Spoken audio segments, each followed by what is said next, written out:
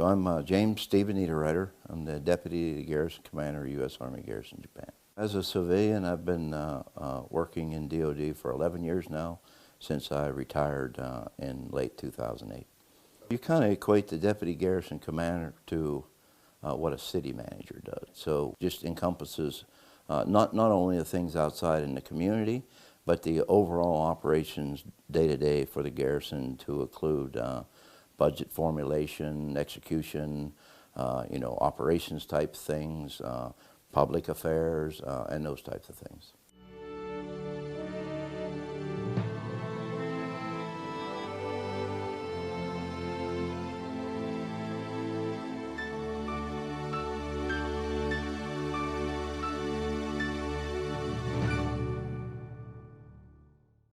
I first joined the Army in 1984, so I was a Army engineer back then, and shortly after I joined the Army, about 18 months later, my military occupational specialty was removed from the inventory, so I was asked to reclassify. So at that time, I reclassified to a personnel administration specialist, so that was the old personnel administration centers, or the PACs. Now, today, those are the S1s.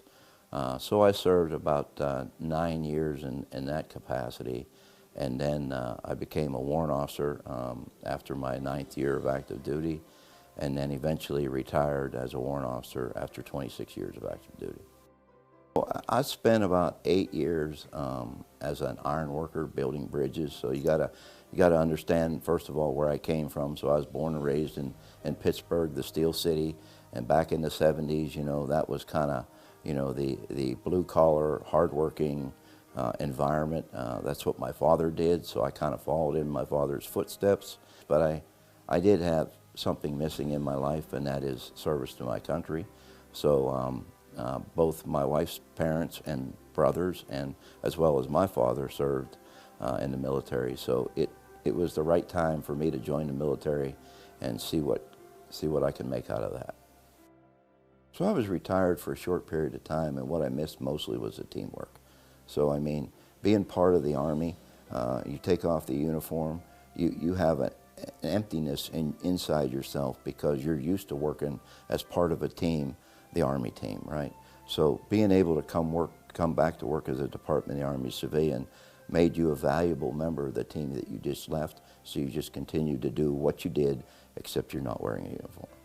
Now, back when I came in the military, it was much larger. Okay, so you've seen more soldiers and less Army civilians at that time.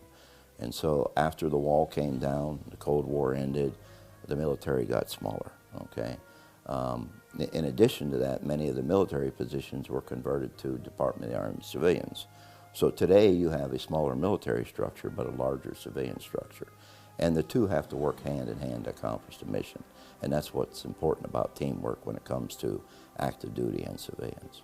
That's the main difference I've seen over the years. If I had to do it over again, I wouldn't change a thing. It was the best decision I made in my life.